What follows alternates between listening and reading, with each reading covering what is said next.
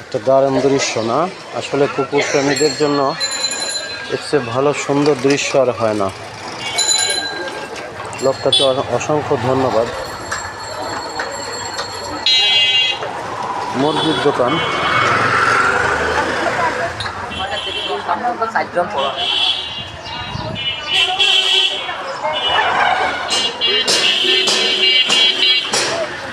ওদের খাবার দিতেই হবে এবং খুব দায়িত্বের সহিত এই লোকটা এই কাজ করেন।